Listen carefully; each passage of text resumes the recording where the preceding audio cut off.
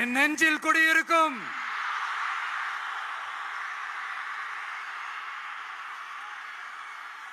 புதுச்சேரி மக்கள் உங்கள் அனைவருக்கும் என்னுடைய வணக்கம். வணக்கம் வணக்கம். எல்லாரும் எப்படி இருக்கீங்க?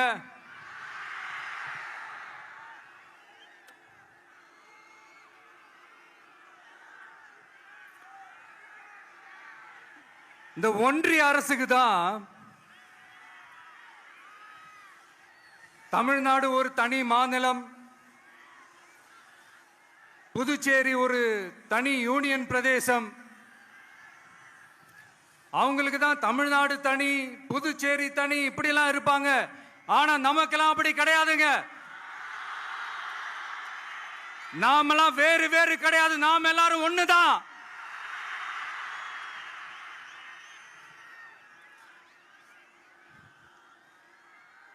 தமிழ்நாடும் புதுச்சேரியும் தனித்தனியாக இருந்தாலும் நாம் எல்லாரும் ஒண்ணுதான். நாம் எல்லாரும் சொந்தம் தான்.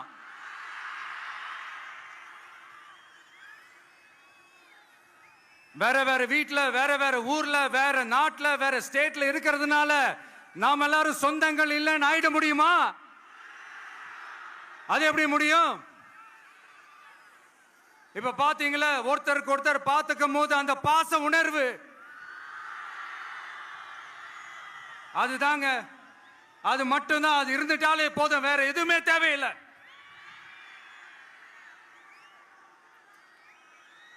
அதனால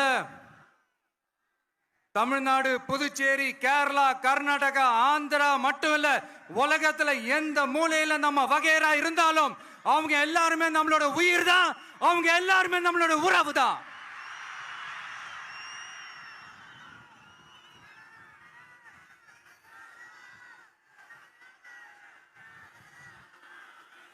புதுச்சேரினாலே உடனே ஞாபகத்துக்கு வர்றது மணக்குள விநாயகர்,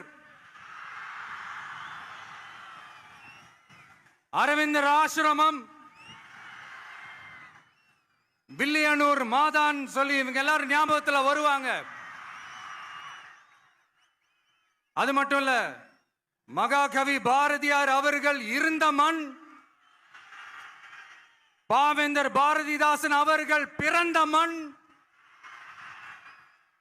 அது மாதிரி இன்னும் சிறப்புகளை அடுக்கிக்கிட்டே போலாம். ஆனா அரசியல்னு வந்துட்டா ஒரு முக்கியமான விஷயத்தை பத்தி நம்ம சொல்லி ஆகணும். 1977ல புரட்சி தலைவர் எம்ஜிஆர் அவர்கள் தமிழ்நாட்டில் ஆட்சி அமைச்சாங்க. ஆனா அதுக்கு முன்னாடியே 1974லயே இங்க புதுச்சேரியில அவங்களோட ஆட்சி அமைஞ்சது. அதனாலதான் அப்பவே சொன்னாங்க, நமக்காக வந்தவர் எம்ஜிஆர், அவரை தமிழ்நாட்டில் மிஸ் பண்ணிடாதீங்கன்னு நமக்கு அலர்ட் பண்ணதே புதுச்சேரி தான். அப்படிப்பட்ட புதுச்சேரியை நம்மளால மறக்க முடியுமா? அது மட்டும் இல்ல, இங்க இருக்கிற மக்கள் தமிழ்நாடு மாதிரியே புதுச்சேரி மக்களும் என்ன கிட்டத்தட்ட ஒரு 30 வருஷமா என்ன தாங்கி பிடிச்சுக்கிட்டு இருக்கிறீங்க.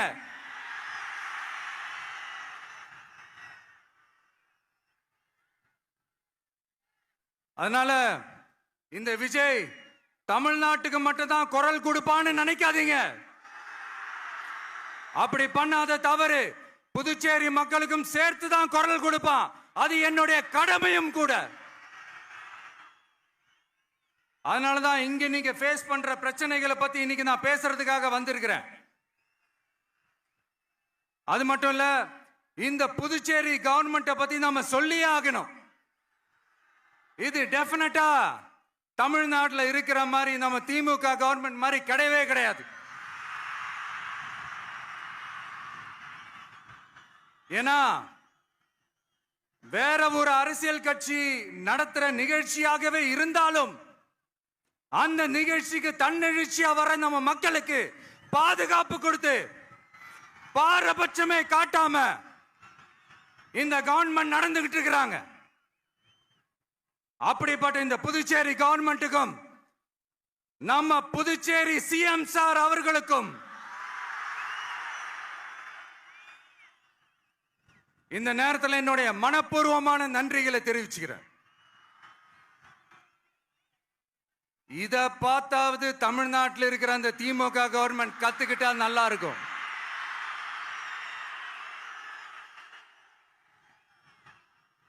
ஆனா அவங்க கத்துக்க மாட்டாங்க. பரவாயில்ல, வரப்போற எலெக்ஷன்ல 100% கத்துக்குவாங்க.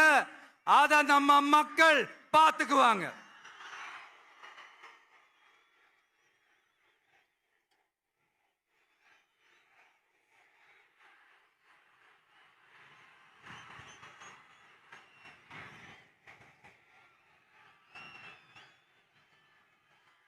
புதுச்சேரியில் இருக்கிற கவர்மெண்டோட கூட்டணி ஆட்சியில இருந்தாலும் புதுச்சேரிய ஒன்றிய அரசு எதிலையுமே கண்டுக்கல் என்றது புதுச்சேரி மக்களான உங்களுக்கு நல்லாவே தெரியும். மாநில அந்தஸ்து கோரிக்கையை மட்டுமா கண்டுக்கல, இங்க வளர்ச்சி ஏற்படவும் துணை நிக்கவே இல்லைன்னு கேள்விப்படுறோம். இந்த புதுச்சேரிக்கு இன்னும் மாநில அந்தஸ்து கொடுக்கல. மாநில அந்தஸ்து வேணும்னு கேட்டு பல முறை சட்டசபையில தீர்மானம் போட்டு ஒன்றிய அரசுக்கு அனுப்பி வச்சுக்கிட்டே இருக்கிறாங்க.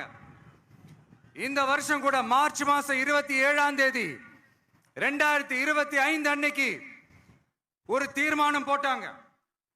அது மாநில அந்தஸ்து வேணும்னு கேட்டு ஒன்றிய அரசுக்கு அனுப்புற 16வது தீர்மானம்.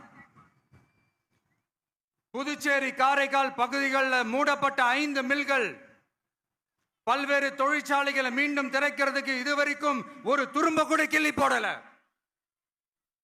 பல்லாயிரக்கணக்கான இளைஞர்களோட வேலை வாய்ப்புக்காக எதையுமே செய்யல. இங்க ஒரு ஐடி கம்பெனி உருவாகணும்ன்றது எண்ணமே இல்லை. அதை பத்தி யார் பேசினாலும் அது அவங்க காதல விழவே விழல. இங்க ஒரு அமைச்சரை ஊழல் குற்றச்சாட்டுல பதவி விட்டு நீக்கப்பட்டு அந்த இடத்துக்கு இன்னொருத்தரை நியமிச்சு 200 நாள் ஆச்சு. இன்னும் அவருக்கு ஒரு இலாக்காவே தரல. இந்த செயல் சிறுபான்மை மக்களை அவமானப்படுத்துறதுன்னு அந்த மக்களே சொல்றாங்க. புதுச்சேரியோட முக்கிய அங்கமாக இருக்கிற காரைக்கால், மாகே, ஏனாம் பகுதிகளில் எல்லாம் முன்னேற்றமே இல்லைன்னு அந்த பகுதி மக்கள் சொல்லிக்கிட்டே இருக்கிறாங்க. குறிப்பா காவிரியோட கடைமடை பகுதியான காரைக்காலை மொத்தமா கைவிட்ட மாதிரி தான் இருக்குது. இது எல்லாமே முன்னேற்றம் அடையணும். டூரிஸ்ட் பிளேஸ் ஆன புதுச்சேரியில போதுமான அளவு பார்க்கிங் வசதி இல்ல, போதுமான அளவு கழிப்பறை வசதி இல்ல. இதெல்லாமே மேம்படுத்தணும். புதுச்சேரி கடலூர் மார்க்கமான ரயில் திட்டம் வேணும்ங்கிறது நீண்ட கால கோரிக்கை. புதுச்சேரி மக்களுக்கு ஒன்னே ஒண்ணுதான் சொல்லணும், இந்த திமுகவை நம்பாதீங்க. அவங்களுக்கு உங்களை நம்ப வச்சு ஏமாத்துறது தான் அவங்க வேலையே. நான் சொன்ன பல கோரிக்கைகளை எல்லாம் தீர்த்து வைக்கிறதுக்கு நம்ம புதுச்சேரி கவர்மெண்ட்டுக்கும் அதோட மக்கள் திட்டங்களுக்கும் ரொம்ப அக்கறையா உண்மையா துணை நிக்கணும். தமிழ்நாட்டை ஒதுக்குற மாதிரி புதுச்சேரியும் ஒதுக்க கூடாதுன்னு நாங்க கேட்டுக்கிறோம். கிட்டத்தட்ட 20 லட்சம் பேர் வாழ்ற யூனியன் பிரதேசமான புதுச்சேரி மத்திய நிதி குழுவில் இடம்பெறவில்லை. அதனால் மாநிலங்களுக்கான நிதி பகிர்தல் அடிப்படையிலும் யூனியன் பிரதேசங்களுக்கான நிதி பகிர்தல் அடிப்படையிலும் புதுச்சேரிக்கு நிதி ஒதுக்கப்படுவதில்லை. அதனால ஒவ்வொரு ஆண்டும் புதுச்சேரிக்கு தோராயமாகவே மத்திய அரசு நிதியை விடுவிக்கிறது. அந்த நிதியும் அரசு ஊழியர்களின் சம்பளம், ஓய்வூதிய தொகை உள்ளிட்ட திட்ட செலவுகளுக்கே சென்று விடுவதால் மீத தேவைக்கு வெளிச்சந்தையிலும் கடன் பத்திரங்களை கடன் வாங்குகிறது புதுச்சேரி.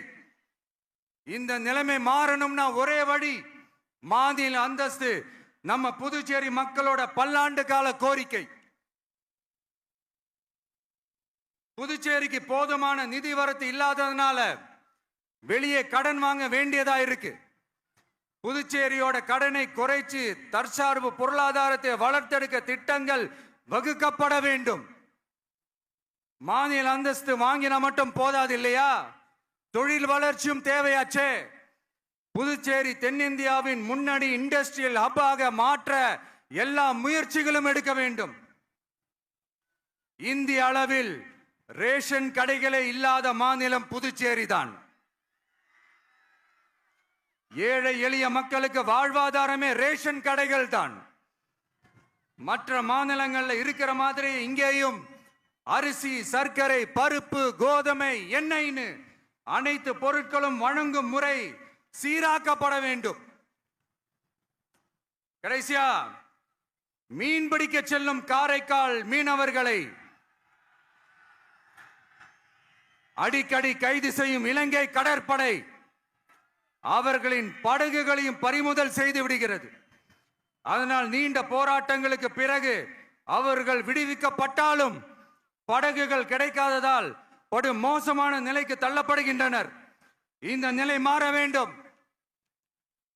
நான் மறுபடியும் சொல்றேன், இந்த விஜய் புதுச்சேரி மக்களுக்காகவும் எப்பவும் துணை நிற்பான்.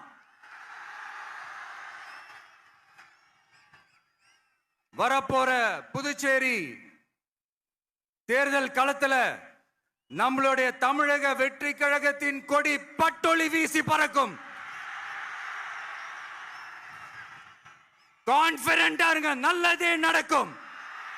வெற்றி நிச்சயம். மீண்டும் சந்திக்கும் வரை நன்றி, வணக்கம். மக்கள் எங்க உரிமை காவல்.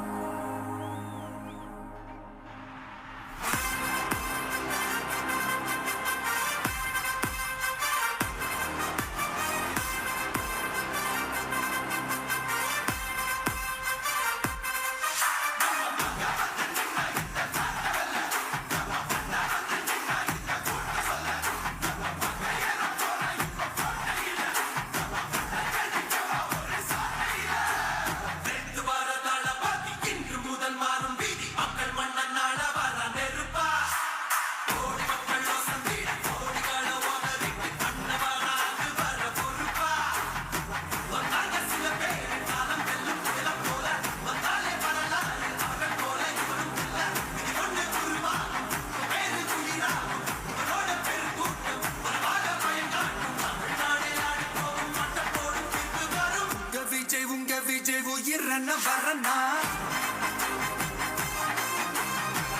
விஜய் உங்க விஜய் எளியவன் குரல்னா விஜய் உங்க விஜய் தனியால் இல்ல கடல்னா விஜய் உங்க விஜய் எளியவன் குரல்னா விஜய் உங்க விஜய் தனியால் இல்ல கடல்னா மக்கள் தானே மன்னர்களை உனக்கு காட்ட வரனா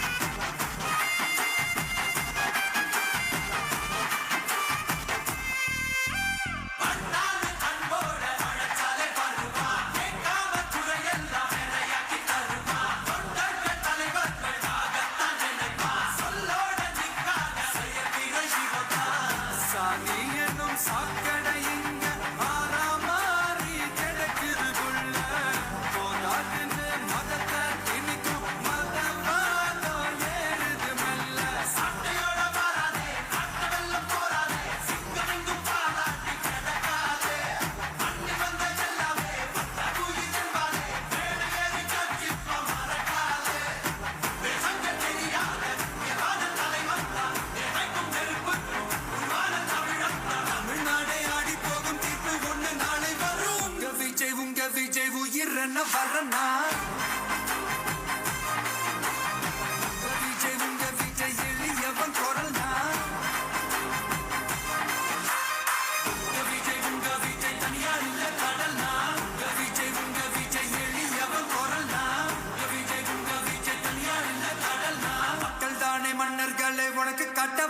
வரனா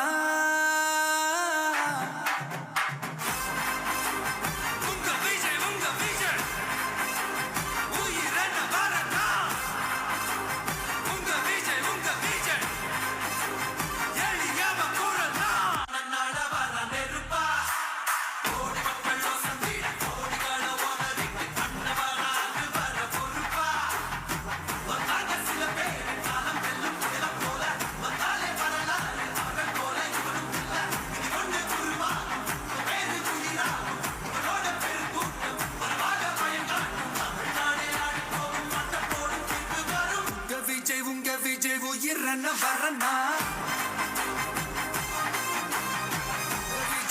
விஜய் எளியவன் குரல்னா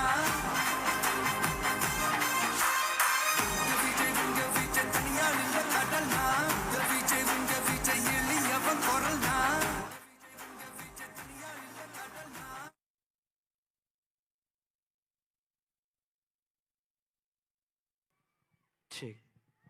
அனைவரும் அமைதியான முறையில் பின்பக்கமாக ஒவ்வொரு பாடாக அதாவது ஒவ்வொரு பாக்ஸில் இருக்கக்கூடிய மக்களும் அமைதியான முறையில் கலைந்து செல்லும்படி கேட்டுக்கொள்கிறோம். காவல்துறைக்கு